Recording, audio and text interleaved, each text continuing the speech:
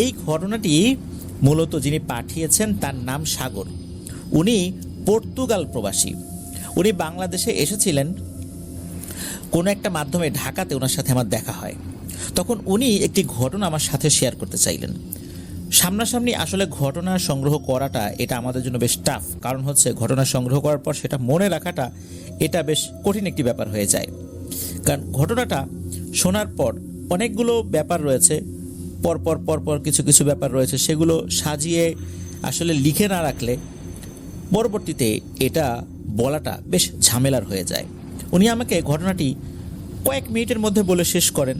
আমি তখন বললাম যে আপনি ভাইয়া ঘটনাটা রেকর্ড করে আমাকে পাঠিয়ে দেন, তা না হলে এই পরপর যে ব্যাপারগুলো হয়েছে এটা মনে থাকাটা আমার জন্য বেশ কঠিনই হয়ে যাবে। উনি পরবর্তীতে ইমেল করে দিয়েছিলেন। তারপর আমি ডিটেলসে ঘটনাটি শুনলাম। তো চলুন ঘটনায় চলে যাই। ঘটনাটি যেখানে ঘটে ওই এলাকাতেই ওনাদের বাড়ি। ফরিদপুর জেলার আলফাডাঙ্গার সসরাইল এলাকাতে মূলত ঘটনাটি ঘটেছিল। ঘটনাটার সময়কাল অনেক আগের। উনি ওনার দাদার মুখে শুনেছিলেন ঘটনাটা, আর দাদা শুনেছিলেন তার বাবার কাছ থেকে। ওনারা আসলে কৃষক পরিবার। ওই সময়ে বিস্তীর্ণ মাঠ জুড়ে কৃষিকাজ করতে হতো। তখন কিন্তু এখনকার মতো যে এই রকম যন্ত্রচালিত বিভিন্ন জিনিসগুলো রয়েছে, যন্ত্রপাতি বা বিভিন্ন যানবাহন রয়েছে যেগুলো দিয়ে ক্ষেতগুলো মারাই করা যায়, এখন তো ট্রাক্টর রয়েছে। ওই সময় কিন্তু এরকম ছিল না। ওই সময় গরু, লাঙল, মই এগুলো দিয়ে জমিগুলো কিন্তু চাষবাস করতে হতো। তখন মানে মানুষজন অনেক কষ্ট করতেন, কেননা সারাদিন ধরে কষ্ট করে অল্প কিছু জমি ওনারা চাষবাসের উপযোগী করতে পারতেন। এখনকার মতো তো এত অল্প সময় কাজ করার উপায় ওনাদের ওই সময় ছিল না, যার কারণে সময় ফসলও কম হতো। কম হবেই না বা কেন, তারা তো আসলে এত বিশাল জমি চাষবাস করতে পারতেন না। অনেক জমি অব্যবহৃতই থেকে যেত। যাই হোক, এই সাগর ভাইয়ের দাদার বাবা উনি কাজ করছিলেন। সাগর ভাইয়ের দাদাও তখন মাঠে ছিলেন। উনি লেখাপড়া করেন নাই, ছোটবেলা থেকেই উনি কৃষিকাজের সাথে যুক্ত ছিলেন। ওই সময়ে আশেপাশে এরকম লেখাপড়ার ব্যবস্থাও ভালো ছিল না, যার কারণে লেখাপড়া করার সুযোগটাও ওই সময়ের প্রেক্ষাপটে খুবই কম ছিল। এদিকে হয় কি, নির্দিষ্ট একটা সময় খাবার আনতে পাঠান সাগর ভাইকে, সাগর ভাইয়ের দাদাকে তার বাবা, যা তো বাবা বাড়ি থেকে খাবার নিয়ে আয়। তখন কি হতো, ওনারা ফজরের পরে জমিতে চলে আসতেন, যেই জমিতে ওনারা চাষবাস করবেন। ফজরের পর থেকে কাজ করতে করতে সকাল 8টা পর্যন্ত কাজ করতেন। এরপর একটা বিরতি দিতেন, এরপর খাবার খেতেন, আবার কাজ করতেন। এরপর দুপুর পর্যন্ত কাজ করতেন, আবার খাবার খেতেন, তারপর আবার কাজ করতে করতে যখন বিকেল হতো, এরপর গরু নিয়ে ওনারা বাড়িতে ফিরতেন। কেউ কেউ অবশ্য দুপুরের পরেই চলে যেতেন, কারণ সেই সকাল থেকে সন্ধ্যাবধি কাজ করা কিন্তু খুব কঠিন। এখন কাজের ধরন অনুযায়ী যার যেরকম কাজ ওই অনুযায়ী তারা পরিশ্রম করতেন আর কি। সাগর ভাইয়ের দাদাকে তার বাবা পাঠান বাড়িতে খাবার আনার জন্য। তো উনি খাবার আনতে যাবেন, এমত অবস্থায় দেখলেন যে এই সাগর ভাইয়ের যিনি দাদার মা, উনি খাবার নিয়ে আসছেন। কারণ হচ্ছে যে যখন ওনার মা দেখেছিলেন যে অনেক বেলা হয়ে যাচ্ছে, বেলা বলতে কিন্তু ওই সময় 8টা মানে তাদের খাবারের হিসাবে মানে বেলা, সাধারণত 7টা সাড়ে 7টার মধ্যে ওনারা খাবার খেয়ে নেন, ফজরের পর থেকে কাজ শুরু করে নিয়ে আর কি। এই জন্য উনি খাবার নিয়ে আসছেন। তো উনি যে খাবার নিয়ে আসছেন, নিয়ে আসার পর সাগর ভাইয়ের দাদা তো আর যান নাই, তার বাবাকে বলছেন যে বাবা, মা তো খাবার নিয়ে আসছে। তখন উনি কি করেছেন, ওই গরুটা একপাশে রেখে এক জায়গায় চলে আসছেন। ওখানে একটা গাছ ছিল, গাছের নিচে বসছেন। খাবার যখন খুলেছেন, খোলার পর দাদার মাও অবাক হয়ে যান, দাদার বাবাও অবাক হয়ে যান, সাগর ভাইয়ের দাদাও অবাক হয়ে যান। কারণ হচ্ছে যে খাবারটা আনা হয়েছে এটা একদম পচে নষ্ট হয়ে গেছে, দুর্গন্ধ বেরিয়ে গেছে। এদিকে সাগর ভাইয়ের দাদার বাবা উনি বলছেন যে এই কি নিয়ে আসছো, পচা খাবার নিয়ে আসছো কেন? দাদার মা বলছেন যে পচা খাবার অসম্ভব ব্যাপার, আমি মাত্র রান্না করে গরম খাবার আমি নিয়ে আসছি। এটা এত অল্প সময়ের মধ্যে কিভাবে পচে গেল, মনে হচ্ছে যে এটা 3 দিনের পচা খাবার। এরকম তো হতেই পারে না। সাগর ভাইয়ের দাদার বাবা উনি আবার কিছুটা বুঝতে পারতেন কিছু কিছু জিনিস। তখন উনি বলছেন যে আচ্ছা তুমি কোন দিক দিয়ে আসছো, তো উনি পথ বলেন, না এই পথ দিয়ে তো সবসময় উনি আসেন। তখন তো এরকম হয় নাই, আজকে কেন হঠাৎ এরকম হলো? সাগর ভাইয়ের দাদার বাবা উনি বললেন যে আজকে কেন যেন মনে হচ্ছে খারাপ কিছু হবে রে। তখন উনি ওনার স্ত্রীকে বলেন যে তুমি তাড়াতাড়ি বাসায় যাও, এক্ষুনি বাসায় যাও, মাথাটা ঢেকে যেও, খবরদার ঘোমটাটা খুলো না, কিন্তু মুখটাও ঢেকে রেখো। আর আমিও যত দ্রুত সম্ভব বাসায় আসার চেষ্টা করছি, মনে হয় আজকে ভয়ঙ্কর কিছু হবে। আসলে উনি কি বুঝতে পেরেছিলেন, কি দেখে বুঝতে পেরেছিলেন, এই বিষয়ে আমরা পরে যাব। এবার আসি পরের ঘটনায়। সাগর ভাইয়ের দাদার মা উনি তাড়াতাড়ি করে বাড়িতে চলে যান। এদিকে সাগর ভাইয়ের দাদা তার বাবাকে বলছেন যে বাবা আসলে হয়েছেটা কি একটু বলো না। তো উনি বলছেন যে তুই ছোট মানুষ, এত কিছু বুঝবি না, তোকে এগুলো পরে বলবো, এখন তাড়াতাড়ি কাজ শেষ কর, আমরা চলে যাব। তো এরকম কথা বলতে বলতে ওই যেই জায়গাটাতে গরু রেখে দেওয়া হয়েছিল আর কি, এক পাশে রেখে দেওয়া হয়েছিল, গরুগুলো সেখানে বিশ্রাম করছিল, হঠাৎ করে ভয়ঙ্কর একটা বজ্রপাতের আওয়াজ আসে, করাত করাত করে ভয়ঙ্কর একটা শব্দ। সাধারণত কি হয়, আমরা বিজলি চমকানোটা দেখি আকাশে, আলোর ঝলকানিটা দেখি, এর কিছুক্ষণ পর কিন্তু শব্দটা আমরা শুনতে পাই, কারণ শব্দটা পরে এসে আমাদের কাছে পৌঁছায়, আলোটা আগে আমরা দেখতে পাই। এটাই কিন্তু হয়। ওই সময় হয় কি, হঠাৎ করেই একই সাথে বিজলির চমকানি এবং ভয়ঙ্কর শব্দ একসাথে হয়। মনে হলো সাগর ভাইয়ের দাদাদের গরু যেখানে দাঁড়ানো ওইখানে ওই বজ্রপাতটা হলো, অথচ আকাশে কোনো মেঘ নেই। গরমকাল, রোদ উঠেছে ভালোই, তখন সকাল 8টার সময় যেরকম রোদ ওঠে সাধারণত গরমকালে ওই রকমই উঠেছে। ওই বজ্রপাত যখন হয়েছে আশেপাশের লোকজন তো চমকে উঠেছে, আরে এ কি হলো, এখন তো আকাশে মেঘ নাই, এই বজ্রপাত কিভাবে হলো? ওইদিকে বজ্রপাতটা হচ্ছে এই যে সাগর ভাইয়ের দাদাদের যে গরু, এই গরুর এখানে। ওনারা দ্রুত ওখানে ছুটে গিয়ে দেখেন যে একটা গরু ছটফট করছে, চোখের সামনে ছটফট করতে করতে মারা গেল। এরপর সাগর ভাইয়ের দাদার বাবা বলছেন যে ইন্না লিল্লাহ, আমি আগেই টের পাইছিলাম একটা অঘটন ঘটবে। বজ্রপাতে আক্রান্ত কোনো প্রাণী সাথে সাথেই মারা যায়, এরকম ছটফট করার সুযোগ থাকে না, এটা সাধারণ কোনো বজ্রপাত না রে, তাড়াতাড়ি বাড়িতে চল।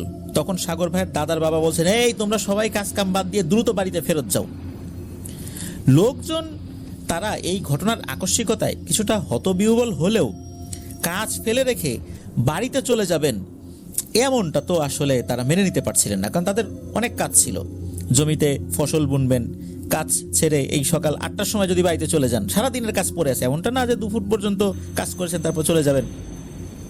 তো ওনাদের কেউ কেউ চলে গেছেন, অন্যরা বিশেষ করে অধিকাংশ লোকজনই যারা মাঠে কাজ করছেন এবং আলোচনা করছেন এরকম কেমন হলো, এক একজন এক এক রকমভাবে ব্যাখ্যা করছেন যে এই কারণে এটা হইতে পারে, নিশ্চয়ই অন্যরকম কিছু। কেউ বলছেন যে আরে এসব প্রকৃতির খেলা, কখন কি হয়েছে আমরা তো শিক্ষিত না, কি কারণে হয়েছে তো বুঝতে পারি না। তো এক একজন এক এক রকমভাবে ব্যাখ্যা করছেন বিষয়টা। এর মধ্যে হয়েছে কি, একটা অল্প বয়স্ক ছেলে সে দৌড়ে আসছে এবং চিৎকার করতে করতে আসে, এ সবাই পলাও পলাও, মানে পালিয়ে যাও, এই সবাই পলাও পলাও।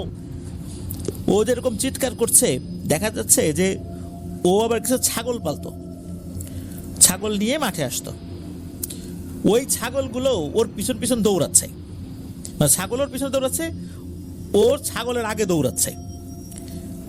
সাধারণত কি হয়, যারা রাখাল এরা ওদের পশুর পেছনে পেছনে হাঁটে, কিন্তু এই ছেলেটা আগে আগে দৌড়াচ্ছে, মানে ওর ছাগল কোথায় কি গেল না গেল এই বিষয়ে ওর আসলে কোনো চিন্তা ভাবনা নেই, ছাগলগুলো ওর পিছু পিছু দৌড়াচ্ছে।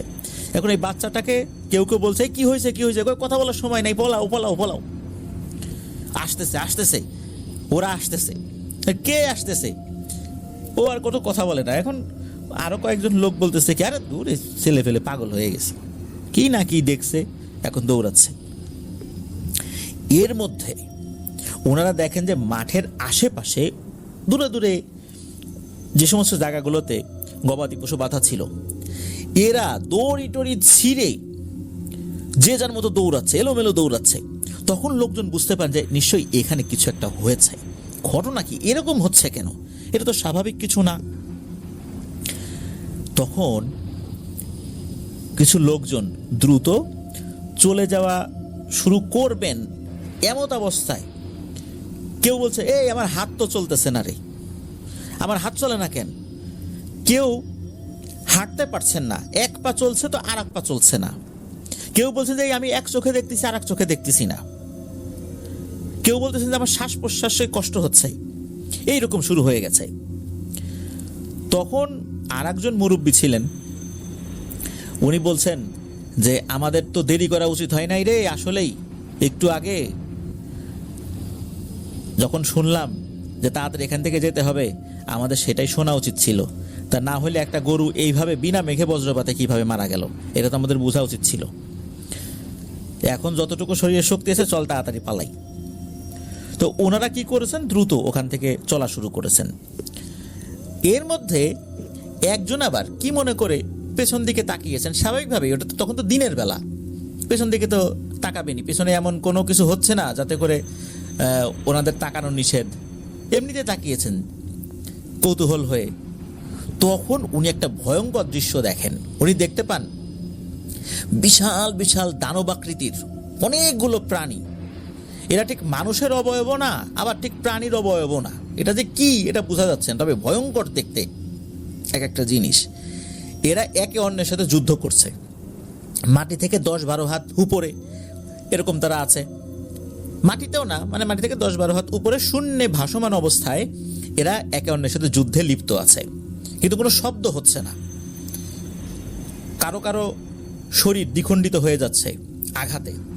যখন পড়ে যাচ্ছে তখন দেখা যাচ্ছে মাটিতেই তারা পড়ে গেল, পড়ে ভ্যানিশ হয়ে যাচ্ছে, ধোঁয়ার মতো হয়ে এরা বাতাসে মিশে যাচ্ছে। উনি কিন্তু পেছন দিকে তাকিয়ে যখন এটা দেখেছেন, কিছু সময় তাকিয়েই ছিলেন, আরে এটা আমি কি দেখছি। এরপর আর একজন ডাক দিয়েছে যে এই তাড়াতাড়ি আয়, তাড়াতাড়ি আয়, দাঁড়াচ্ছিস কেন। তখন ওনার হুঁশ ফেরত আসে। উনি তখন আবার ঘুরে দৌড়ানো শুরু করেন। ওনারা যখন অনেক কষ্টে যে যার বাড়িতে পৌঁছান, এরপর থেকে হয় কি, তাদের শরীরের যেই যেই অংশগুলোতে তারা সমস্যা ফিল করেছিলেন ওই মাঠে থাকা অবস্থায়, ওই জিনিসগুলো অকেজো হয়ে যায়। কারো এক চোখ অন্ধ হয়ে যায়, কারো এক হাত কাজ করে না, কারো এক পা কাজ করে না, কারো শ্বাস প্রশ্বাস নিতে কষ্ট হচ্ছে, এরকম হয়ে যাচ্ছে বা এরকম হয়ে গেছে। এখন এইটা কেন হলো, হঠাৎ করে এরকম একটা সমস্যা দিন দুপুরে, এটা তো হওয়ার কথা না। তখন ওই সময়ের খুব নাম করা একজন ব্যক্তি ছিলেন, নাকি বুজুর্গ ব্যক্তি, তার নামটা জানা যায় নাই। তো তার কাছে কয়েকজন ব্যক্তি যান। যাওয়ার পর বলেন যে এই এই ঘটনা ঘটছে, দিনের বেলা আমরা এই ধরনের একটা ঝামেলার মুখোমুখি হয়েছি, আসলে ব্যাপারটা কি, কেন এমনটা হলো। তখন উনি ওনার অনুগত কিছু জিনদেরকে এই বিষয়ে তথ্য নিতে বললেন যে কেন দিনের বেলা এই ধরনের ঘটনাটা ঘটলো, কারণ কি। এই জায়গাটা তো কোনো ভুতুরে জায়গা না, প্রতিদিনই তো এরা এখানে কাজ করে, তাহলে কেন এমনটা হলো। কিছু সময়ের মধ্যেই এক রহস্যময় তথ্য উপস্থাপিত হলো সকলের সামনে। হুজুর এই বিষয়টা জানলেন, পরবর্তীতে সকলকে জানালেন এই ব্যাপারটা। উনি বললেন যে ওই সময়ে দুটো বিবাদমান জিনেদের পক্ষ হঠাৎ করে যুদ্ধে লিপ্ত হয়। ওই জায়গাটা তাদের যুদ্ধের প্লেস ছিল না, মূলত এই দুটা পক্ষ ভিন্ন ভিন্ন জায়গায় থাকতো, কিন্তু তাদের সাথে আগে থেকেই দ্বন্দ্ব ছিল। তো ওদের সর্দার ওদের কিছু জিনদেরকে নিয়ে একটা জায়গায় যাচ্ছিলেন, আবার ওই পক্ষেরও সর্দার তাদের অনুগত কিছু জিনদেরকে নিয়ে একটা জায়গায় যাচ্ছেন। প্রতিমধ্যে এইখানে তারা যখন মুখোমুখি হয়েছে, ওই সময় একে অন্যের সাথে উত্তপ্ত কিছু বাক্য বিনিময় হয়, এরপর মারামারি শুরু হয়ে যায়। মারামারি যখন শুরু হয়ে যায় তখন ওরা উপস্থিত লোকজনদের উপরও কিছুটা প্রভাব বিস্তার করে। এটা যে ইচ্ছাকৃত হয়েছে বিষয়টা এরকম না, এরা যখন একে অন্যের উপর প্রভাব বিস্তার করছিল বিভিন্নভাবে, কারণ ওরা প্রত্যেকেই ব্ল্যাক ম্যাজিকে পারদর্শী ছিল। তো এর মধ্যে হয় কি, বজ্রপাত ঘটানোর যে ব্ল্যাক ম্যাজিক, এই ব্ল্যাক ম্যাজিকটা প্রয়োগ করে, কিন্তু দুর্ভাগ্যজনকভাবে ওইটা উপস্থিত একটা গরুর উপরে গিয়ে পড়ে। আর এইটা গরুর উপরে পড়ার কারণে এই বিদ্যায় পারদর্শী যে জিনটা ছিল, ওই জিনটা পরবর্তীতে এইটা আর নতুন করে অন্যদের উপর প্রয়োগ করতে পারেনি। ও একবারই এটা শুধু প্রয়োগ করতে পারতো একটা বিশেষ প্রেক্ষাপটে, কিন্তু কেন এটা গরুর উপরে পড়েছে এই বিষয়ে জানা যায় না। আর ওখানে যখন এই ধরনের যুদ্ধ শুরু হয়ে যায়, যুদ্ধ শুরু হওয়ার আগে থেকেই মূলত ওরা যখন যেই জায়গা দিয়ে যায়, বিশেষ করে প্রথম একটা পক্ষ আসছিল, ওই সময় যদি কেউ খাবার নিয়ে আসে তখন এই খাবারের উপর একটা প্রভাব পড়ে। এটা যে ব্ল্যাক ম্যাজিকের প্রভাবে বিষয়টা এরকম না, ওরা যেদিক দিয়ে যায় দলবদ্ধভাবে, ওখানে কোনো ভালো খাবার থাকলে বা গরম তরতাজা খাবার থাকলে সে খাবারগুলো নষ্ট হয়ে যায়। এই জন্যই মূলত এই সাগর ভাইয়ের দাদার মা যখন গরম খাবার নিয়ে আসছিলেন, তার খাবারটা নষ্ট হয়ে গিয়েছিল। আর সাগর ভাইয়ের দাদার বাবা উনি পূর্বে থেকে শুনেছিলেন যদি গরম খাবার মাঠে নিয়ে আসার সময় নষ্ট হয়ে যায় তখন কোনো একটা অঘটন নাকি ঘটে। এই জন্যই উনি ওই সময় এটা বলেছেন, কিন্তু কি অঘটন এটা তো উনি আসলে বুঝতে পারেন নাই, বলতেও পারেন নাই। আর জিনেদের বিবাদমান দুটো পক্ষ যখন যুদ্ধে লিপ্ত হয়, তখন আর একটা বাচ্চা যে প্রথম আল্লাহর ইচ্ছায় সে এটা দেখতে পেয়েছিল, যখন সে দেখতে পেয়েছে তখন সে দৌড় দিয়েছে। আর এই দৃশ্যটা উপস্থিত যেই সমস্ত গবাদি পশুগুলো অধিকাংশরাই এটা দেখেছে।